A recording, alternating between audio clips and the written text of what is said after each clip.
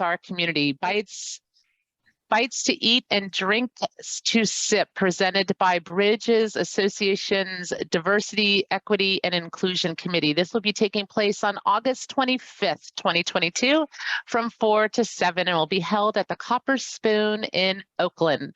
Registration details can be found on our website, along with other information regarding upcoming events. So please join us. And we're really excited. We're starting to get back out in person. So join us and have fun with your fellow colleagues. All right, Emily, if you can go back to not sharing the screen, I'm going to turn us right over to our panel. We have a great moderator, our one of my favorite new directors, Jordan Lento from Red Oak Realty, will take it over and introduce our panel today. Thank you, Jordan. Awesome. Thank you, Divina. Hi, everyone. Thank you for joining us. I know we're starting a little late, so I'm going to jump right in and with my co-moderator, Judy, who I believe is also on. I'm just going to quickly introduce the panelists, and then I'm going to turn it over. So first and foremost, we have Todd Hodson, who is a local real estate legend and someone who I'm honored to call a friend. He began his career at Mason McDuffie in the late 80s, where he met his wife and partner-to-be, Marion, who's also a lovely human. Together, they opened a branch of Marvin Gardens Real Estate in 1989, which they grew to 5 offices and 60 agents. When Marvin Gardens was acquired by Red Oak in 2019, he shared his vast experience by training new agents and serving as a resource as a sales manager. But his true passion is in serving his clients in the East Bay, where he and his team TTL consistently rank in the top 1% of sales. From his teamwork with Marion to building a team with Tanya and Lisa, and now his son Henry, Todd understands that teams work best through shared values, communication, and mutual respect. Welcome, Todd. I'm going to turn it over to you guys. And thanks, Jordan. You're welcome. All right. And next we have Kenny Trong, who's known as the #Fast Agent, who is the founder of Fast Real Estate, brokered by EXP. Since 2020, he grew his team from 11 to over 300 team members across 8 office locations within the Bay Area. His team was recognized by Real Trends as the #1 sales volume team at EXP, closing 884 transactions at $673.9 million in sales volume in 2021. He is widely known for coaching agents on social media through Instagram. You can follow his team's journey at #TeamFast on Instagram. Welcome, Kenny. Woo.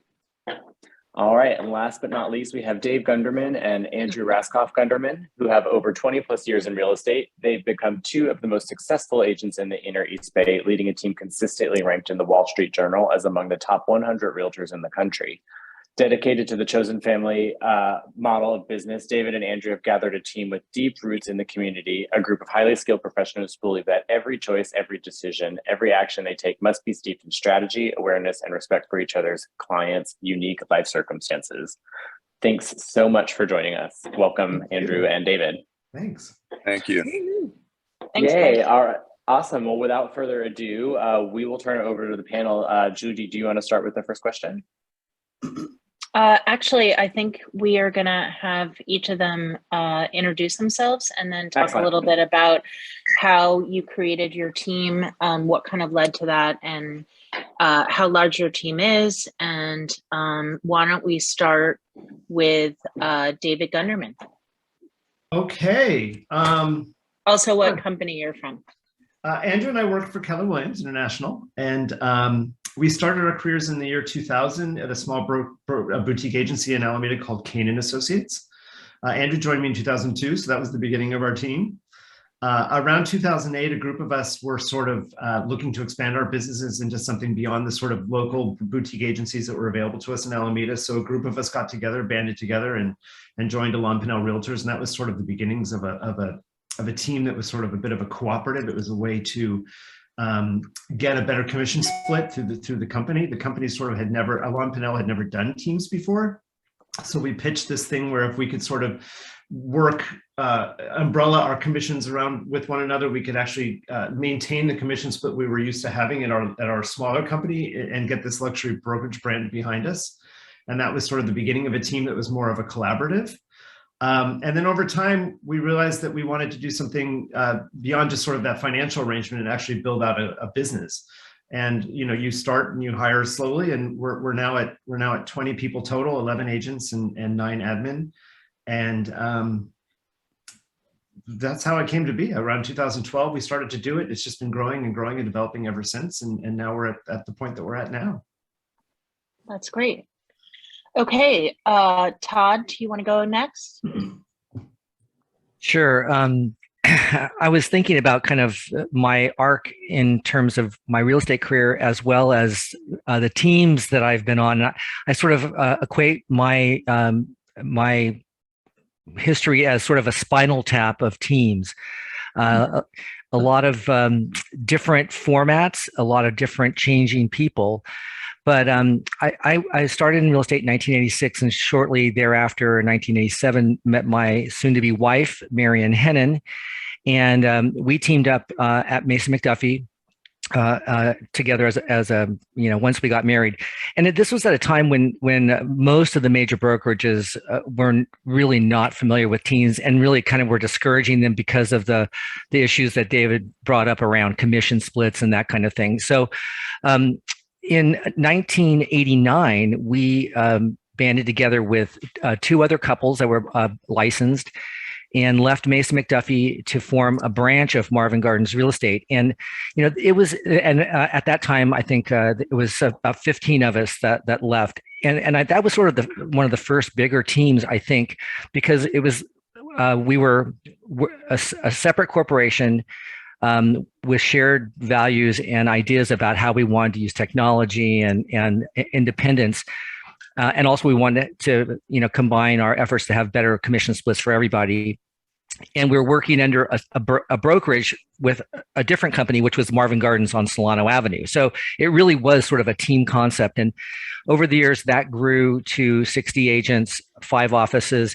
And at one point, Marian became the broker. And so I guess we became a traditional brokerage at that time, but we still considered Marvin Gardens a team spirit. I mean, we held events together, really supported each other. And that lasted for almost 30 years, 29 years and 9 months until we sold to Red Oak and joined with Red Oak. But during that time, while I was helping Marian manage Marvin Gardens and that team, I realized that I needed to have additional support for my own business, because I really wanted to maintain my own business during that time. And so I originally was a partner with Marian, and when we had kids and she became broker, that she stopped working day to day on my real estate stuff, and I had a series of assistants, which were first teams, my first teams. Help people with staging and meeting people and just doing kind of background work. Some of them were licensed, some of them were not. And then I got a team with Ron Eggerman, who joined us. He left Templeton and then Grubb Company, and he became a partner in our Marvin Gardens business and was my full 50-50 partner in all of our business. And we had a very nice collaboration between the two of us. We always, we knew what was going on in each of our transactions. We're there to support each other. And when he passed away, and during that time, we hired Tanya as an assistant. She had 2 young kids at that time and she was unable to, or didn't want to spend the weekends and evenings doing real estate. And so she approached us and said, "Let me help you guys manage your business." And she did. And when Ron passed away, 5 or 6 or 7 years ago, it just seems like time flies. Tanya and I became full partners in our real estate team. And then recently, in the last 2 years, added Lisa Robish as a buyer's agent. Now she's a full team member and partner in the team. And recently my son, Henry Hodson, who is the most humorous and funny person that I know, and just a breath of fresh air, has joined our team. And he's working mostly with buyers, although he's got his first listing sharing it with Aida at Red Oak. So, it's been a lot of different configurations of how I've worked with teams, but I've always, for my own personal peace of mind, quality of time, quality of life, felt that having a team was extremely valuable and supportive. And so that's sort of my history with teams. Great, thank you. All right, Kenny, you're up. Tell us a little bit about your team and how it was created, what precipitated it, et cetera, et cetera. Yeah, so I started off at Michael James Real Estate, really small shop with 6 agents. The year prior to me joining, I think they had over 100 agents here at Century 21. So when I joined the really small shop, I didn't have a lot of training or support. I just kind of winged it and figured things out on my own. But by my second year, I was doing about, I think, 50 transactions a year, mostly on the buyer side. And I think I was the #1 units in Oakland. And that got really busy and overwhelming. I couldn't do everything myself. So I ended up hiring an assistant, quick. Back then, I think you can get licensed in a couple months. So I hired an assistant, became an agent. And then by the end of the year, I hired 2 more people. So my 3rd year in business, I had end of that year, I had like a team of 4 people. But by my end of the 4th year, the team was really producing. You can't really motivate a lot of people. I had 1 good agent and a couple of people that are just doing a bare minimum. So I actually ended up just leaving that company altogether, letting my broker know, and I left my whole team behind. I was like, teams are not for me. I can do this on my own. And funny enough, I went to a new company called Climb Real Estate, which was beginning of my 5th year in real estate, not wanting to do a team. And I actually see Grant on this call. Grant reached out to me in the middle of the year and say, hey, want to join the team? I was like, I'm not sure I want to do this team thing, but I have enough business coming in. Okay, let me try this thing again. And in that year, 4 more people reached out to me. So I ended up having a team of 5 by the end of the year. And then eventually another 10 people reached out to me next year. But then that 6 year in business where 10 people reached out to me, my company, Climb Real Estate, also had kind of like an inside sales team. They had a secret team that no one knew about. It was their Zillow Online team. And then that previous year, I won the Inman Award, and then they also won Inman Award for most innovative brokerage. I won most innovative agent. I was like, hey, why don't we just combine it?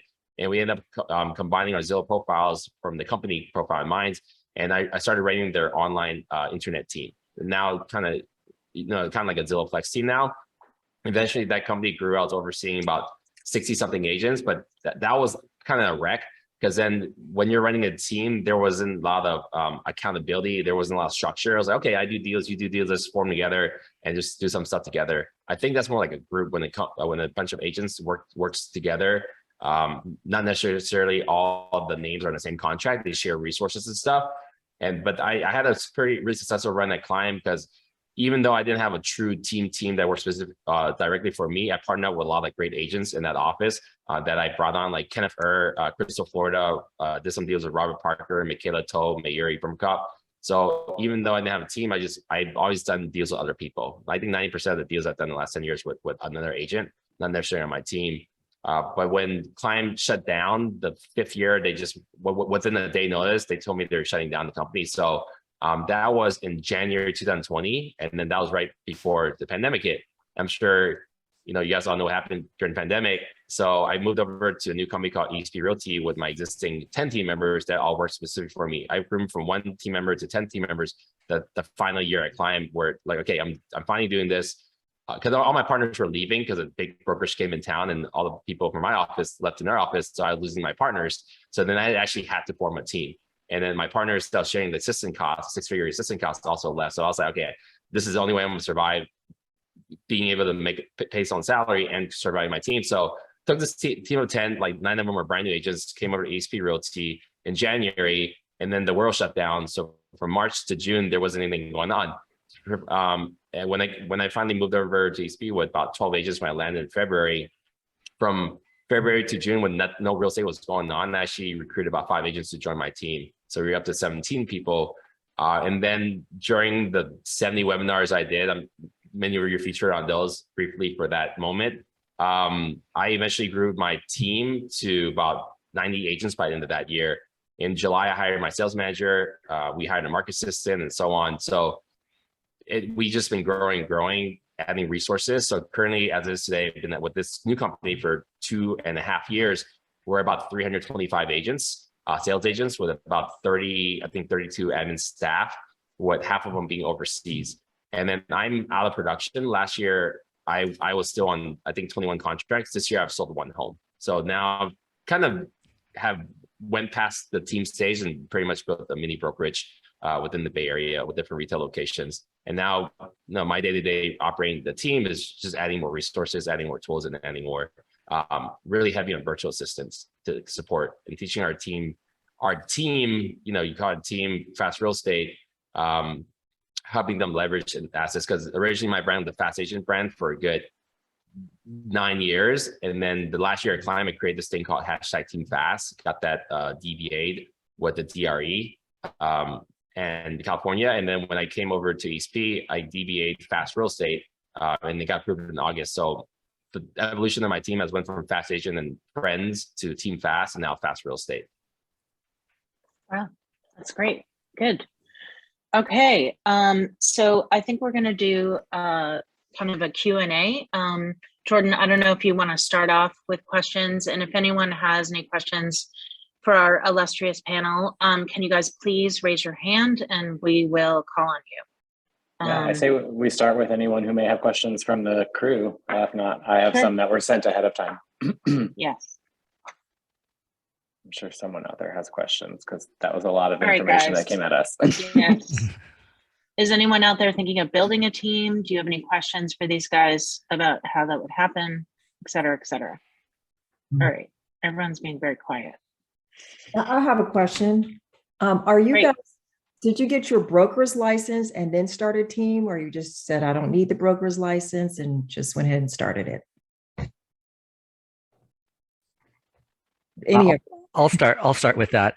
So I've never been a broker. And when we started Marvin Gardens, we worked under the broker at the other Marvin Gardens, which was a separate corporation, and we just paid him.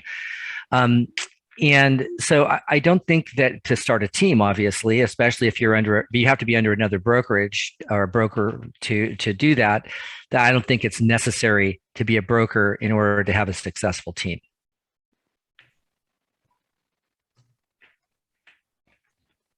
Okay. David, do you want to answer that? Or I mean, I totally agree with what Todd just said. I don't think you need to be a broker or have your broker's license. I do have my broker's license. When you start to think about it, sort of the advanced education of real estate, there's that, what we always refer to as the alphabet soup is available to you. I just sort of noticed in my conversations with people that people seem to have a perception that if you were a broker or a broker associate, it mattered. So I got that license so that I could never not say yes to that question again. and so I got my broker's license. Yeah, I think early on, like I'm 12 years in, I think early on that stuff did matter more because there wasn't as much marketing. So having a broker give you a higher level of prestige, and I think people put MBA and those alphabets. I've done a couple, not a lot, but that stuff early on did help because there wasn't a lot to really separate you and like your brand awareness from other agents early. But now I don't think that it really matters, and now companies are way more supportive of teams, whether you're KW or Red Oak or this. Like, we don't need to have a broker's license. I remember like early on, I never wanted to become a manager or a broker's license. I see how much stress and stuff they had to deal with. They don't necessarily make more money, and they had to deal with a lot more responsibility. So like growing up in the business, my goal was always never become a broker or sales manager. And then seeing my last company, when people lose agents, they lose sleep. So like running a team gives it a little more ease, I guess. Like people can come and go a little more fluidly. And then and then within your office, whatever brand you're at, it's easy to recruit someone from your brand into your team, and they believe that you're still friends versus them leaving the companies completely. okay, great. I think Julia had a question. Julia's next. Yeah, Julia Temple. Hello. Hey, everybody. Good to see everyone. I've probably bugged you all at different times about team questions, mostly the Gunderman. So some of the questions that I have popped up in the chat here, and mine are mostly around technical questions, a lot around compensation, training. So when you hire a new agent, what is a proper split? And then once they've trained, how much do you go up if you bring the business in versus them bringing in the business, and how to structure that is where I get lost. Like, I'm all about shared values and mutual respect, and it's the only way I know that I would ever hire anyone.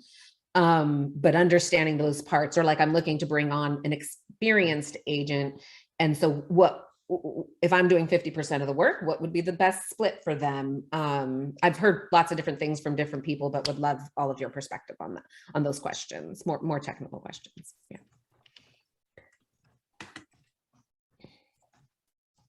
We're also shy. All right, I'll jump in. I think at the end of the day, first of all, hi, Julia. It's so good to see you here. I think at the end of the day, it's what's fair, and it's going to be case by case. In our business, in our team, most of our splits are at about 50-50. And what that means is that I have a commitment to our team members that I'm bringing in more business for them than they're bringing in for me, or at the very least it's equal. So it should be 50-50 because I'm handing them business. And then I'm making sure that I'm always at or above the level of business that they're bringing in terms of how I'm pulling them in. So it's always fair in that regard. And then also, what are they getting from being on our team? And I'm paying a 7-figure amount of salaries to people so that they have incredible support structure that they can't get anywhere else. So, we have 3 full-time and 1 part-time project managers on our team. We have 2 marketing folks. We have a transaction manager. We have a designer. We now have a staging company. Like there's just stuff. We have vendors who don't work for anyone else at this point because we control their calendar because we give them so much business. So there's just an ease in working that is very valuable. And if I sort of look at what we spend per listing transaction just in terms of our salaries and everything, and I make sure everybody's enormously aware of that, like that's on me. Like that is me making less money than my 50% split. So we're we figure it out. We make sure it's really fair. At the end of the day, that's all we care about, is that everybody's happy and that everybody's developing and that we're all sort of wrapped in shared values and we all believe in what we're doing and that we're out there trying to change lives. So as long as we're all in that and we're all happy. And if somebody's not happy, I want them to talk about it. I want to be transparent. I want to work it out. And when people leave our team, we throw parties for them and we hug them and we say, this is your new adventure. Go, be off. Yeah. Go, do your thing. So it's just I don't know. I just think the value of fairness is one of our bedrocks. So if it I think everybody sort of feels like it is fair because it is fair. And if it's not fair, I want to hear about it and then we'll figure it out. Just quick question on that, and you and I have talked about this before. Are you still doing 50% of the work so like for me, I'm sharing 50% I'm doing 50% of the work and bringing in the clients, right? And so that's where I was like, oh, doesn't really seem like then 50% would be. It's so hard to know when you embark on an experience how the work is going to be divided. Yeah. Because we all know that there's so many twists and turns in real estate. Mm-hmm. So like, who knows how this particular, and some deals, I'm nowhere near 50% of the work because it's just running smoothly or someone's got control of it. And then there's deals where I think it's going to be a coast and all of a sudden it goes off the rails and I'm way more involved than I ever expected to be. Okay. So it all sort of comes out in the wash. And at the end of the day, I usually, when I co-list with somebody, I don't usually do 50% of the work, but this staff that I'm paying is making up my deficit. Yeah. So that's where it becomes fair. Okay. Thank you. And sorry, just quick reminder, since we're kind of like right up against a guardrail there, just we can't talk specifically about percent commission splits. Just specific. I mean, I think that was more of like a hypothetical, like you were saying, but totally hypothetical. Yeah. Totally hypothetical. Yeah. Just for the powers that be. But thank you. Just reminder before we go any closer to that guardrail. Okay. Did anyone else go back to one thing that David said about the absolutely support? Go ahead. Do you guys pay for all of your support people, or do your agents who you're splitting with contribute to that? We pay almost all of our support people. There's little tiny things that people pay for,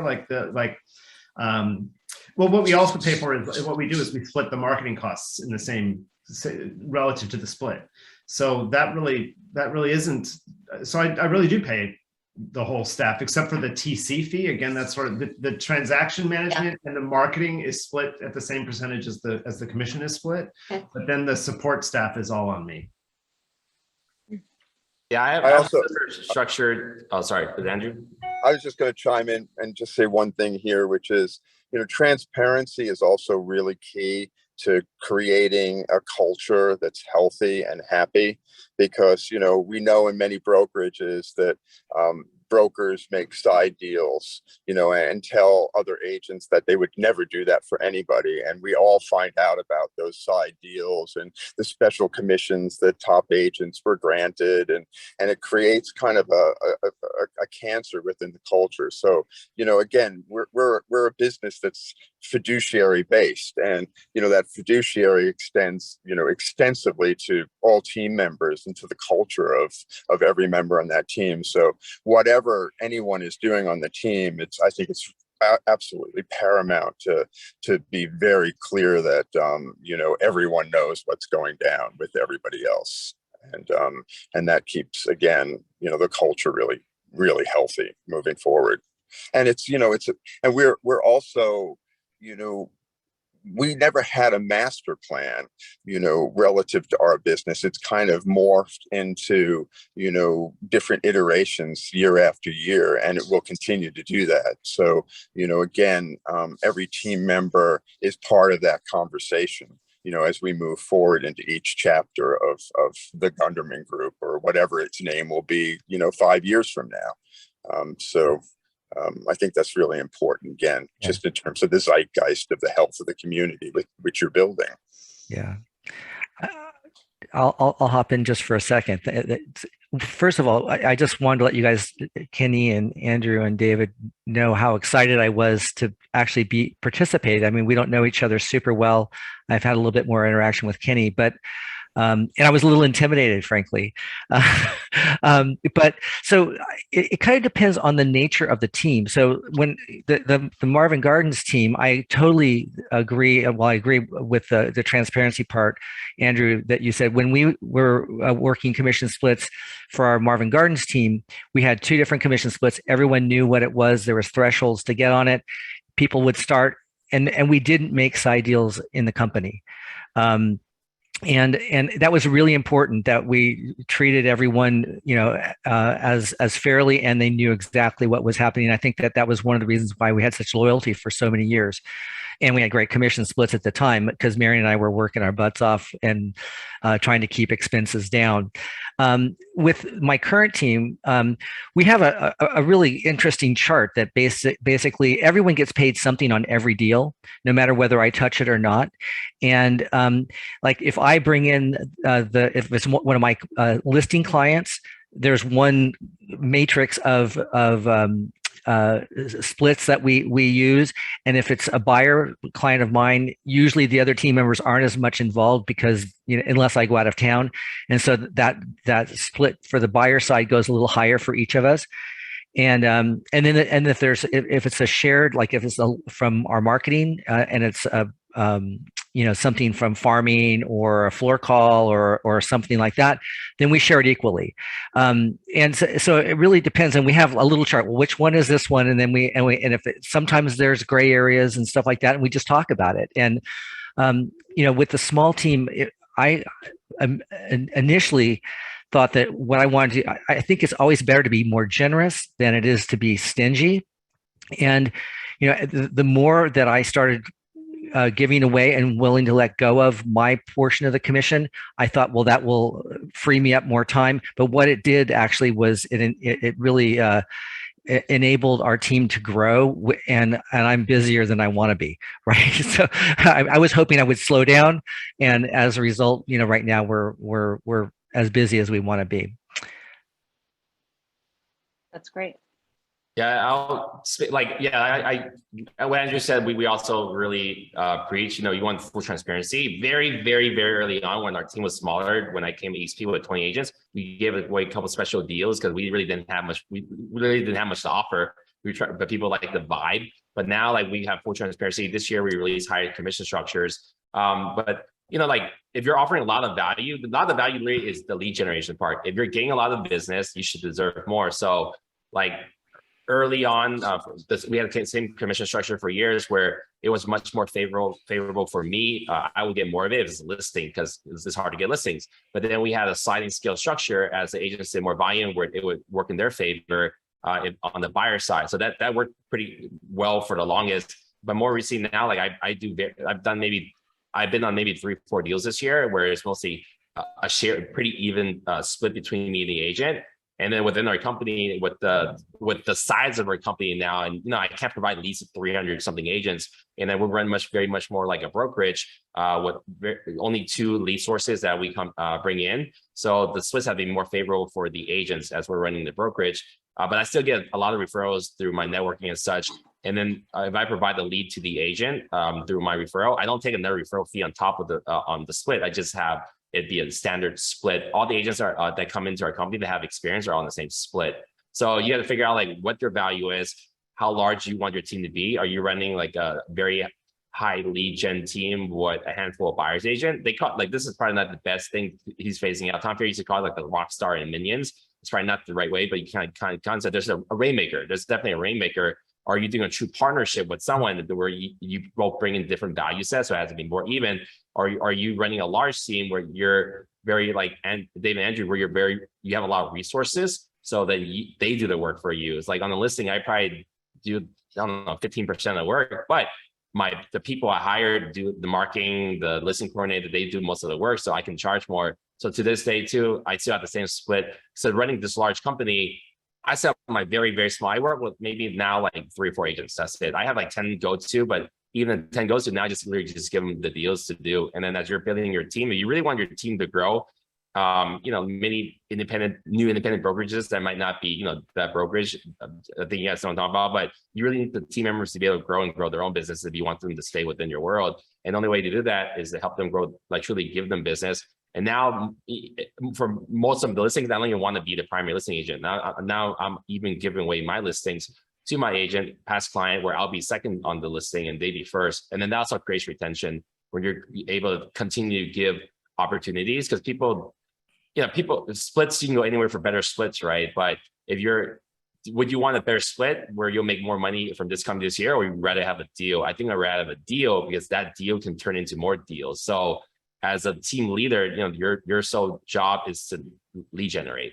And they it's add resources and all that, but you still got to drive either bring business to the team or help the team create business. They're not just there to pay you money. So Julia actually had a follow-up question that I think is pertinent to what you were talking about, Kenny, and that is, how do you pass on your clients that were referred to you to other agents within your team? It's been a big challenge for her, and I can see it being a big challenge when your client is passing it on because they want you and not necessarily another team member. How do you do that sort of handoff? I probably have an easier time doing it just because I've always worked at, my average price has always been the average price. I don't not dip in luxury in, so a little less handholding. But what we've done early on is like, I'm always before I was always at the first appointment. I'm in every group text, I'm in every group email, but do I respond to a lot of it? No, but I see, like I participate whenever I can. So early on, like the Zoom, you should be on every consultation, you should be on every listing consultation, or at least have a warm call to the referral before you hand it off. But now, like, honestly, now I just like, hey, talk to this person, because the people who send me referral business, agents, they can kind of, because they can tell I do a lot of transactions, so they know they're not going to get me. They'll literally text me as like, hey, who do you have? Versus if you're very hands-on, that's also the brand you're building out there. Is all your marketing, does all your marketing say Julie Temple, or does any marketing say Julie Temple team? If all your marketing says Julia Temple, they're looking for Julia Temple, right? They didn't know there was anyone else that's supporting you. So you got to figure out what type of brand you want to build within that agent community. That makes sense. Does anyone else want to chime in? I'll hop in real quick. Julia, it's a good question. I think part of it is really clear communication about that you're on a team to begin with. I mean, when you first talk to a client, and how you present yourself is like how you work as a team. And a lot of times I'll get a referral of one of my clients, but Tanya or Lisa will end up, especially the buyers. Lisa, I'll say, Lisa really has got her finger on the pulse of this market, and I'll be there to help negotiate if need be, but she's going to have her boots on the ground. So I think it's really how you set up, like how you can provide the best service to that person, and if that's true, then they will go for it, because they'll realize that that's going to work best for them. And on our team, we really divide up kind of responsibilities and we have one team email. I mean, we're a small enough team, which is really what we want. So, we have every email CC'd to our team email. And so if one of us is out of town, or if one of us is, and we communicate with our clients that's how we work. And, some people don't like it, or want to have one point person, which we usually do. But we find that we get fewer objections when we let people know how we work as a team. Great. It's also hard until it's not. And what I mean by that is that this has a lot to do with the training of your team members, because people won't miss you if they're being served brilliantly. So that's the training of it too, is making sure that when you go to the consulting appointment that Kenny was referring to, which we do show up at all the first meetings with people, that we get to the point where the narrative or the conversation is being led by that team member, and that there's a moment of confidence both between you as a team leader and the agent who's getting the handoff. Like, they have to be confident enough to hold the handoff, and you have to be confident enough to give it to them. So there has to be this sort of moment of confidence where you realize that this person is so well trained and so good at what they do that they're not going to miss me. So and then I'm not hesitant to endorse this person, because I fully believe in them at that point. So it's a lot of that, getting to that point where you just have that level of confidence and they have that level of acumen in service, and that's a commitment of time. I have a training tip on that too. So like the original team members that work with me are very successful. They're like most of them are 400 grand GCI. That was my original 10. Like one thing too, when you go to appointments, your first appointment, you're going to do most of the talking. The team leader should do most of the talking. The second one should be a balance where they talk a little bit and you talk a little bit. By the third appointment or whatever, more training necessary, they're doing most of the talking. So like when I go listing appointments, I'm really proud of going the field that I go on. My partners are doing most of the talking. I'll usually intercept and talk when I think something's missing, they're not on track, or when it comes to commission, because that's a really sensitive topic to leave it on to a rookie agent. So you just got to build that trust, and then they'll kind of like, the way we do our presentations is like 9% of the same thing every time. So you need to be able to have them copy and replicate exactly you do, and then put their personality and touch into it. And then by then you have a team, however many members, that kind of work very closely to how you will work. So the kind of experience will be the same. They're not going to do things differently or something surprising that you wouldn't normally do if you train them correctly.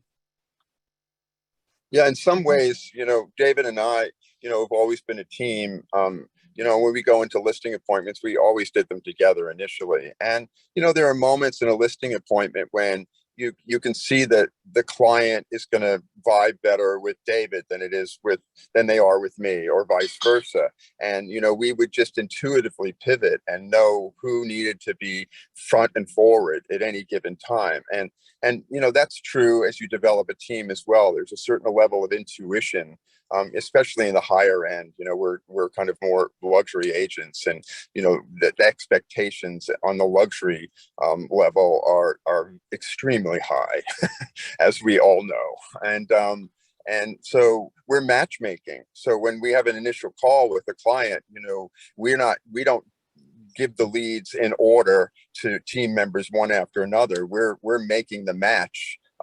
Who's going to go off to that appointment with us that we know, has a really good level of success, in connecting with that client. So, again, so much of it's intuition. And that's one of the things I love about this business. I mean, we are awake at the wheel at all times, in every deal, in every moment of a relationship. We can't call it in.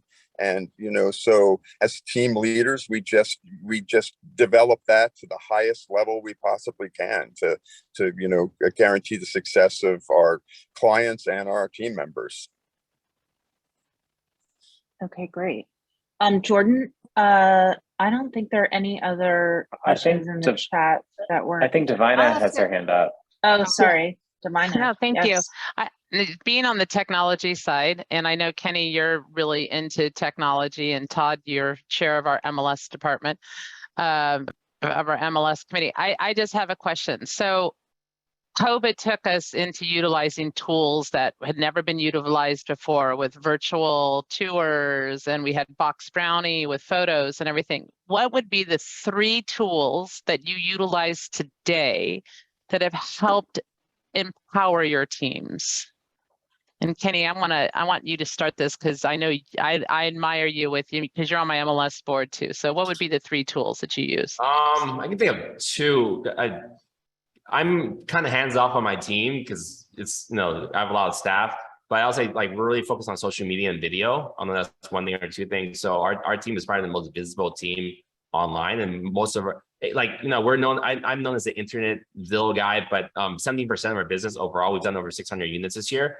Only 17% is Zillow. So we're really big on social and Sphere and all that, but and generating clients. And second is like the CRM. We have a team of ISAs, but we also have on the very few agents on Zillow Flex, we have a Flex Coordinator that does the weekly pipeline checks. And then we have ISAs calling databases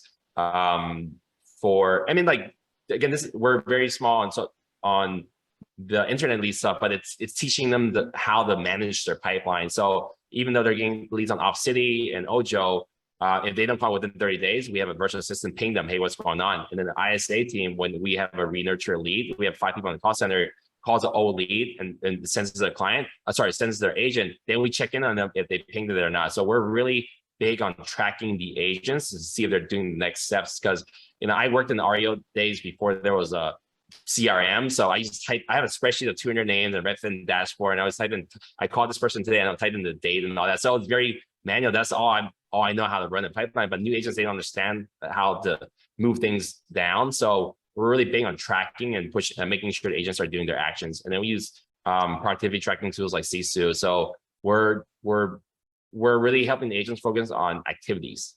Yeah, it's fun to go to open house. Did you talk to anyone? Did you book an appointment? No, you're on social media all day and you're doing this. Then did you actually get an appointment? So we're really big on how many calls you made today, how many appointments today. And in fact, we actually ran, we just wrapped up a very intense 12-week prospecting boot camp where, I don't know, tens of thousands of calls were being made during, and half the people fell out and didn't pass boot camp. But that was a 12-week crash course on our team. So now we're doing a 4-week version of that. I don't run it, so I don't know all the details, but I know like we're having agents do activities and track activities. Wow. Okay. I'll tell you mine.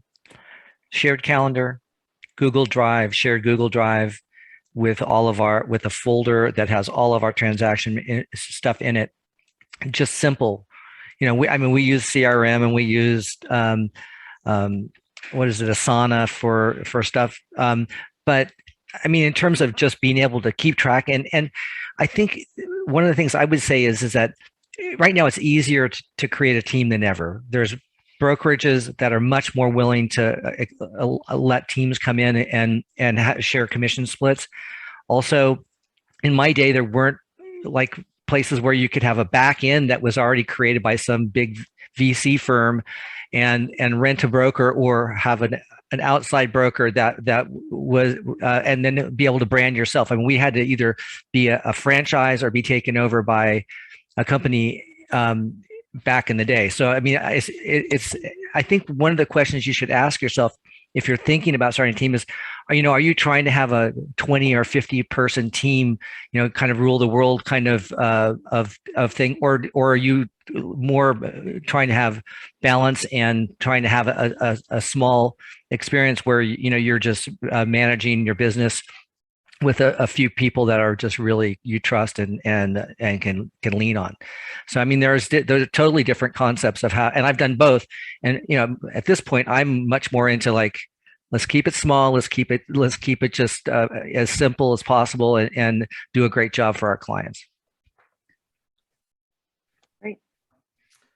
And isn't that the beauty of real estate? Is you can shape it to whatever you want it to be. I always love that person in the office who's not, getting all the awards every year, but needs to make X amount of dollars to raise their child solo. Like, where's the reward for that? That's freaking awesome. Mm-hmm. Right.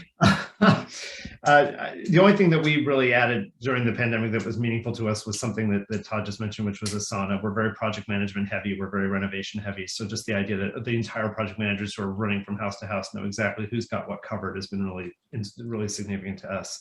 And the only other thing for me that we continue to look at is how do we sort of add these sort of hard asset businesses to our business. When we decided to take the risk of opening our own staging company, that was just a real game changer for us, because the amount of stress and pressure we had running around trying to, beg people for dates and changes was driving me crazy. And the fact that we just sort of took control of that aspect of the business really helped. And we're just always keeping an eye on, like, what other ways can we control this experience? Because when you have control of it, you just have the capacity to do more volume.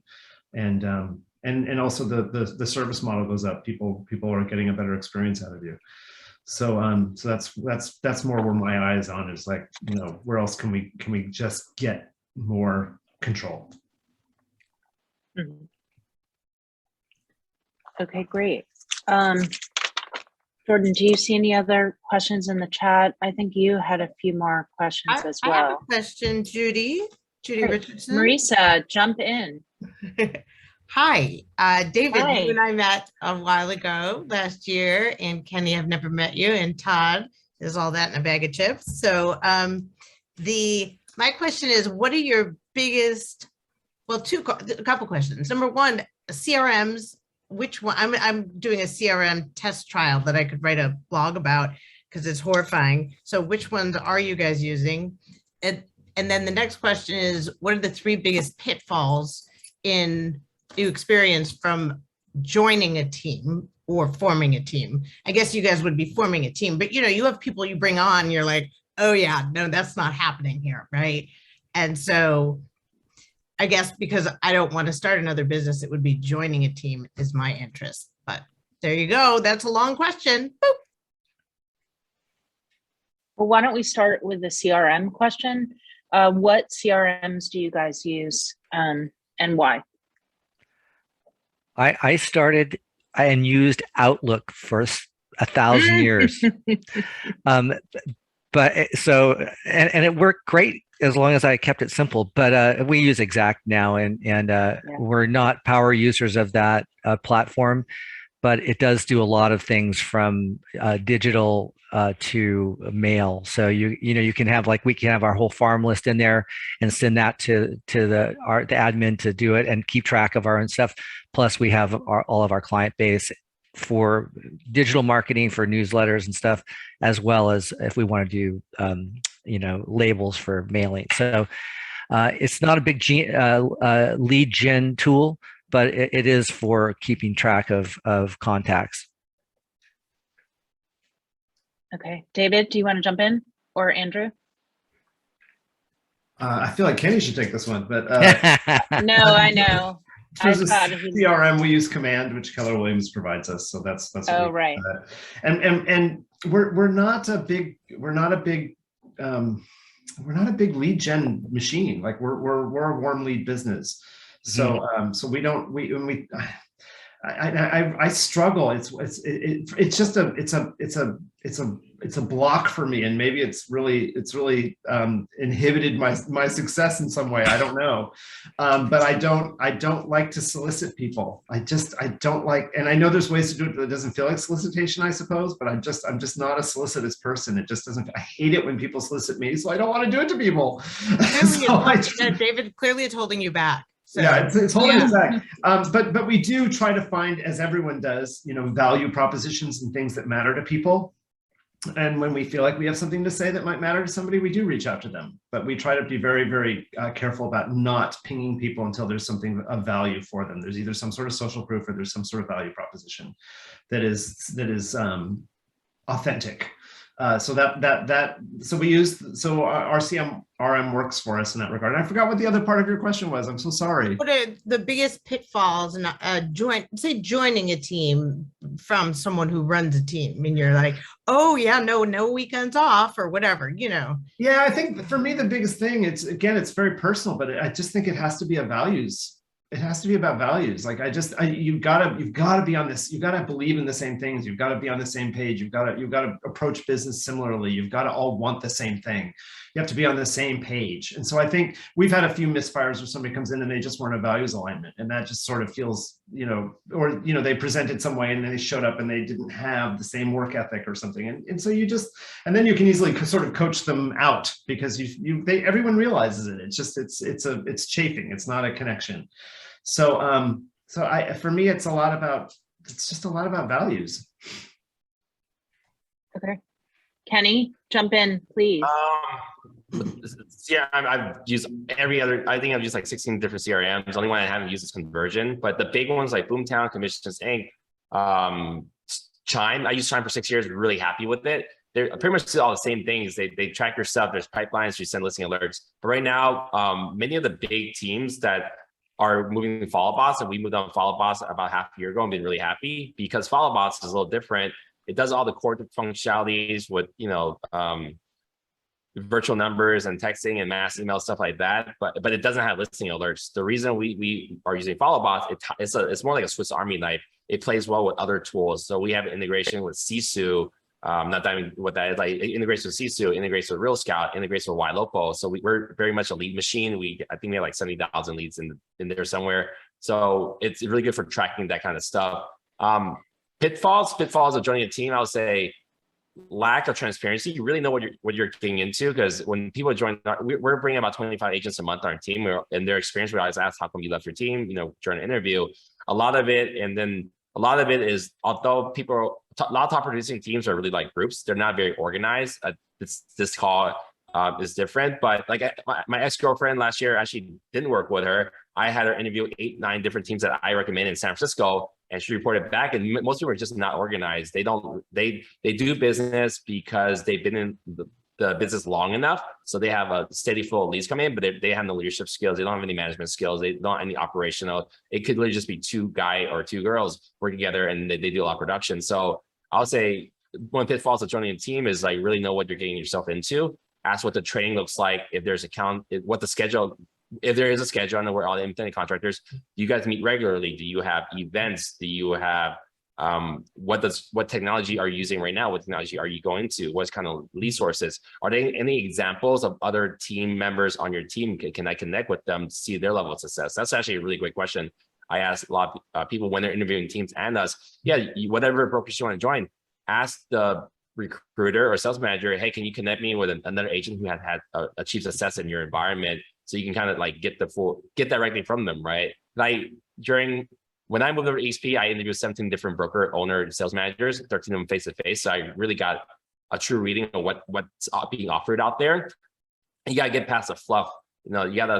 Every brand is prestigious. At least in Bay Area, there's a couple of really big indies, there's big companies. Everything looks good up front, but if you dive down to the nitty gritty, like what is it they can offer you, and what does your 30, 60, 90 plan look like? Because you don't want to just join a team because they look cool or they do a lot of production, and you go in and you just don't know, like, okay, now what? And then they might not have an answer for now what.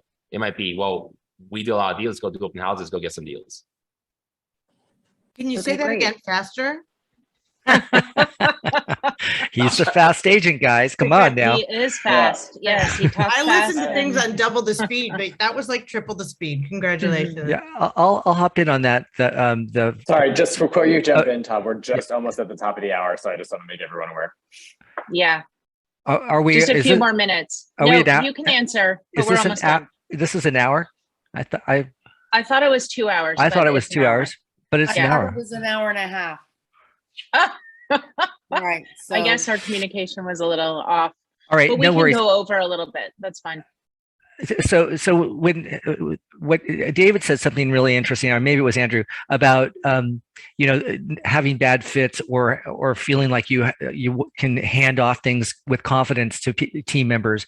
And as we grew as Marvin Gardens, as that team, one of the biggest frustrations is when I realized that I had people working for me that I couldn't do that with. I mean, that's like, would I give this client to this person and feel like they would actually do the best job with them? And that was always a difficult situation when I came to that, Marion or I came to that realization based on, their paperwork or their just not ability to do the business that we thought that they could do it. And it was always a challenge then to coach them out, as David says, of the thing. The other thing is the resentment part. Like if you are working with other people and then you all of a sudden you're going, oh, well, I'm doing more than them and they're not holding up their weight or whatever, if you start going into that mindset, either you just have to talk to that person, you have to get the priorities straight and be clear, because that is the thing that will destroy a team. If one person feels like,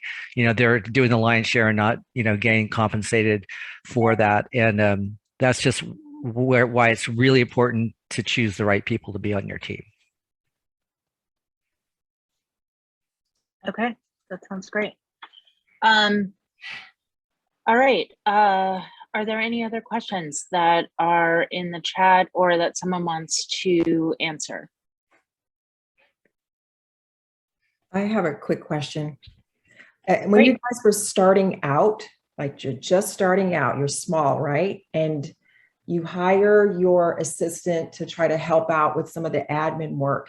Did you find it was more advantageous to have someone that already had a real estate license but doesn't necessarily want to practice, but if they needed to fill in on something, they have a real estate license, like at an open house, they could do that? Did you find that that was something that was valuable, or you just had that separated? Like, no, just do admin, you don't need to be a real estate license. Oh, it's hugely helpful when people had licenses, and not just because of the rules and regulations of it, but because were already sort of oriented to the business. You know, one of our project managers, for instance, is a woman that maybe many of you know named Maureen Isola, and she was a practicing real estate agent, and she didn't like the sales aspect of it. So she came in and became a project manager with us, and having her know everything about real estate coming in is just enormously valuable. There's just so much training we can skip.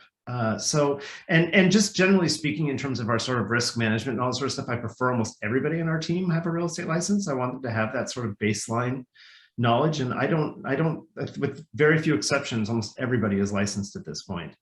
And part of that is because, you know, they need to be able to get into lock boxes, and they need to be able to do all those sorts of things. And, you know, if one of us is having to stop and let somebody into a property, that's just not, that's going to gum up the works terribly. So yeah, just about everybody is licensed. That said, I think it's really important to, you know who you're talking to, because there are people who are highly intelligent, have hockey stick learning curves, and can jump out of the gate so quickly and serve your company and your needs very well. So, you know, I think, you know, our transaction coordinator just got licensed, and she's been, you know, our transaction coordinator probably for 10 years, and she's as smart as any real estate agent I know, you know, prior to her licensing. So really, it is, I think, first and foremost individually based, but, you know, absolutely what David said, you know, having a license and having a commitment to the business and the career is paramount as well. Yeah, I think it depends on whether you're hiring someone like for general admin tasks. That could be a lower cost per hour, where they're not client facing and they're not dealing with higher level stuff. But, you know, if you're really looking to scale your business and you already are a top producer, you likely want someone licensed. I remember when I couldn't afford, this was like 4 years ago, I couldn't afford on my own a six-figure. I didn't want to afford a six-figure person, so I actually shared an admin with two other top producing agents, and then that now person is under my leadership, helping me run the company. So hiring someone high level, it could be more like growth oriented, or you feel comfortable dealing with your customers. I would not hire someone non-licensed and low paid to get in front of your clients, because that losing a deal will cost more than that person. So you gotta see where you're at in the business, and if you are truly building a team and it's more like a partnership where both of you are higher earners, then you can invest in it. So you just gotta see what part of your career you are at, and hire the admin that matches it. We haven't done it yet, trying to like create a assistant training company within my company. So now we'll bring in assistants, we'll train them and hand them off to the agents so they can leverage, but that's kind of longer term goal. Because not everyone can afford a six-figure person. If you're earning $300,000-$400,000 a year, it's kind of hard to pay that person. And then with the roller coaster ride in the business, you know, that person's stable, you're not. You can have months where early on, I think there's like a couple months during a really end of the year, I think it was a couple years ago, where I think my assistants made more money than I did for a gap. So that's kind of a scary thought to deal with. I'll say that, you know, we've all seen this where someone brings in an assistant, a top producer, and then within, you know, 6 months or whatever, that person has seen how much money the top producer is making, and they've learned the trade, and they're off and running on their own, and that's good for that person for sure. But it's not great for the person that's hiring the assistant, right? To put all that energy and effort into developing someone, and then they're gone. So, and I, learned that the hard way. I think, again, being generous and paying people what they're worth is really important if you want them to stick around. And then eventually, if they're really worth their salt, then you can make them a partner, a real business partner rather than an assistant. Because there's previous assistants that are running around out there and doing great business. The agent that brought them in is now working with another assistant or two or whatever. So that, how much effort as a team leader or as a rainmaker do you want to be investing into people that are not going to stick around? And so that's part of the interview process too, is like some agents are really good technically, but they're not great at creating their own business. And sometimes those are the best assistants because they take direction well. They'll also they can handle a transaction or a client, but they're not going to be able to go out and generate that business on their own. And sometimes those are the best assistants.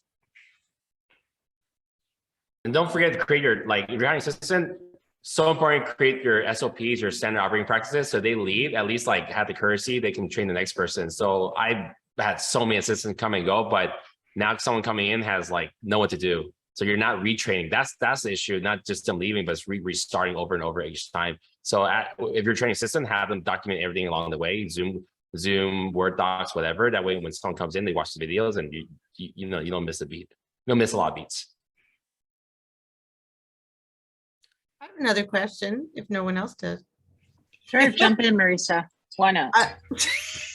So what about the concept of having an ops person at a senior level, kind of like Chris Clark does? Because it seems like this business, a lot of things are ops or require an ops mind versus that of a salesperson or whatever we are. And but yet a lot of times the ops person is not going to be at the most senior level when it seems like that's an opportunity. Does that question make sense? Come in, Tokyo? Okay.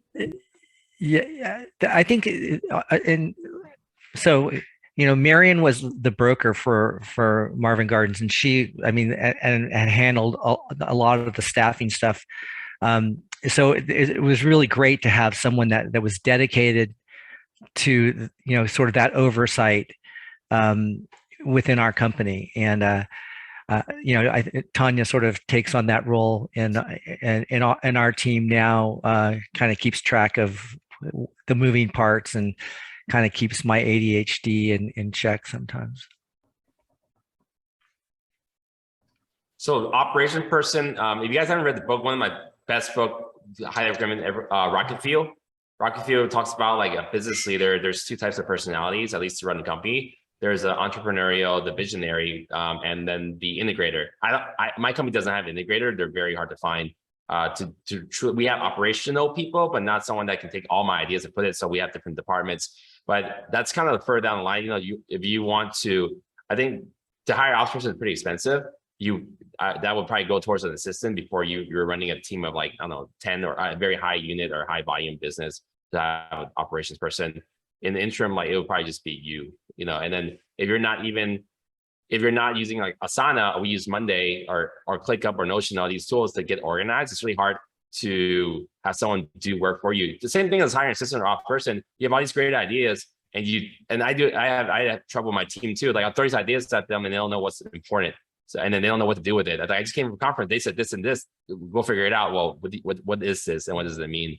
So you got the more organized you are, then later you can bring operations to kind of take those ideas and they can understand your workflow and kind of carry them on the way. Because at any given time, we probably have 10 to 15 projects we're working on. One thing I've learned with my team is hey, I picked up this great idea from this conference. Let's look into this more in September. Hey, there's a couple of great ideas right now that we are planning out for January. Because you can't do 10 ideas at once, and because you're thinking about all this stuff, your operations can't run with you either, and they're actually going to be very frustrated because they're not hitting their performance because you told them to do 10 things, so you didn't tell them which was important. So before you hire operational person, you need to get pretty organized, I think, or have someone. Yeah, there's no person or have your assistant help you become organized. It seems like in real estate, I just have to marry it one. Because if anyone's available, let me know. That's a good strategy. Operations are hard. You don't want to get into operations until you're pretty far down the road. And no, I never want to get into it. It would just be more, isn't that the ideal? Will it be a better run machine if I join a team with an operations mind at the top? It's sort of an elusive question, and it may not be applicable, but yeah. Well, to a large degree, I think the team leader needs to be the operations person for quite some time, and then you sort of depend on your, and this is a big title for a small team, but then your department heads need to sort of figure out their own systems, and they need to know what's rubbing them the wrong way and solve their own problems. And you can certainly help them in collaboration with that. And it's when the organization starts to really, to my mind, when the organization starts to get too large that you might need somebody whose job it is to sort of wrap their hands around the whole thing.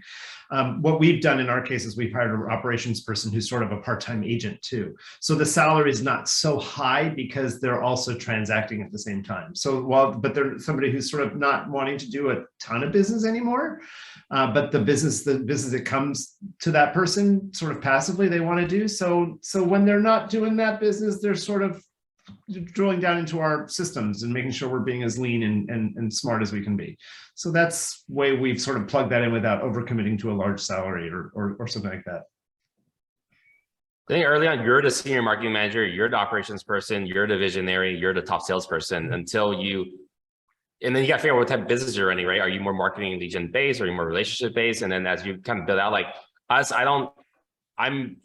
we've reiterated and redesigned our branding a couple of times. Now I actually have a full-time senior marketing manager that's building out our LinkedIn and YouTube and our Instagram and creating brand assets. And our whole visual design of all postcards or PDFs or whatever has been completely changed because I let people figure it out.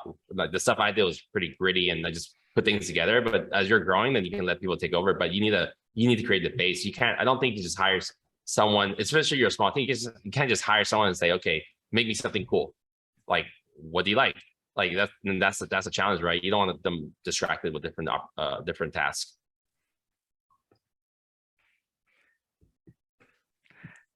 Again, I think you have to ask yourself sort of what are you trying to accomplish with your team, right? Are you building a mini brokerage within a brokerage, or are you creating a support team to help you have better balance in your life, help you expand your personal business? I mean, the bigger your team, the more mouths you have to feed, right?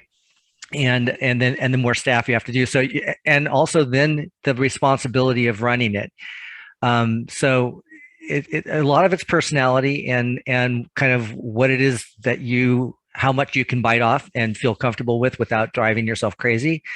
And I think knowing yourself and what your goals are going to be the thing to look at as you're thinking about partnering with other people. Okay, great.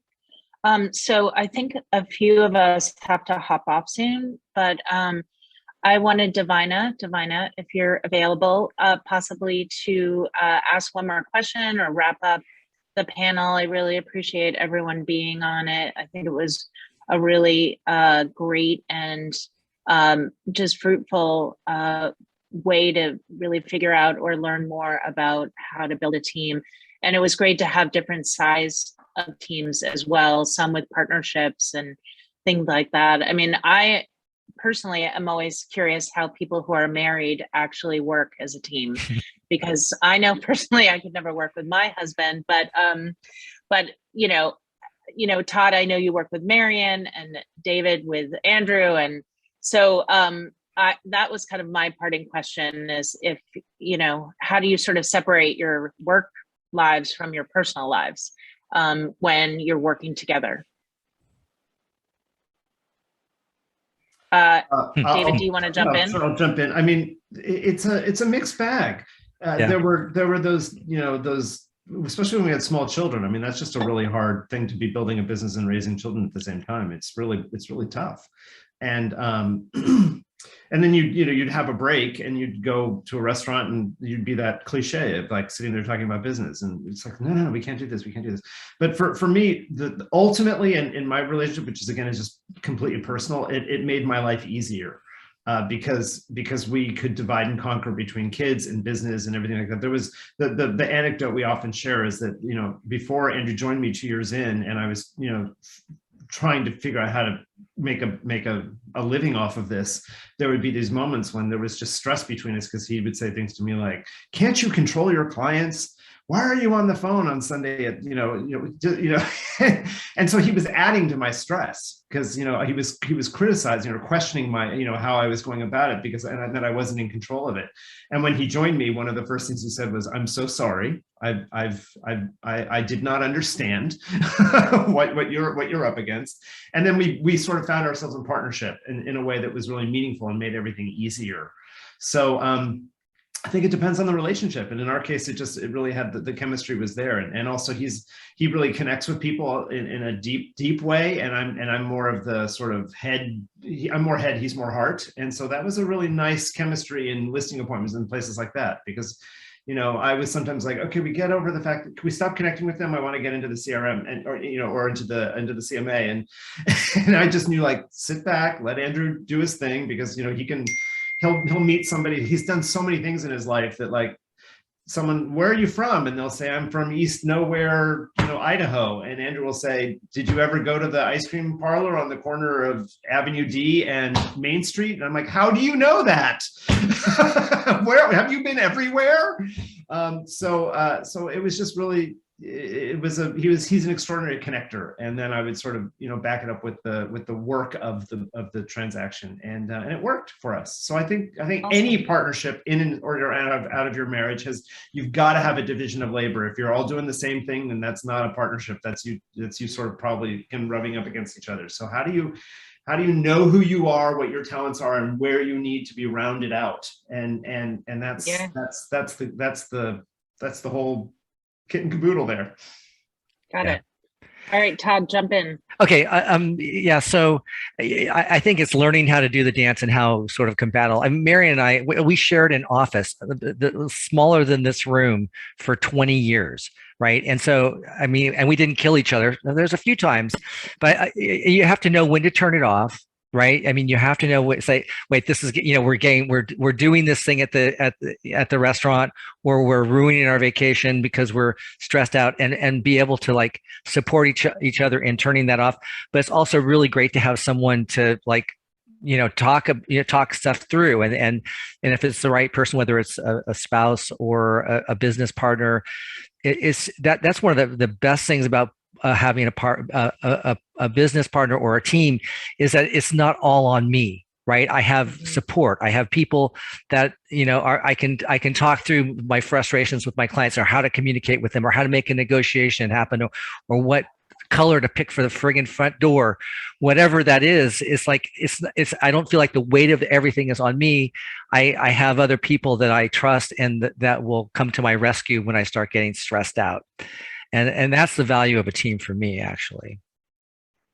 Great. I agree. I often miss that, not being on a team.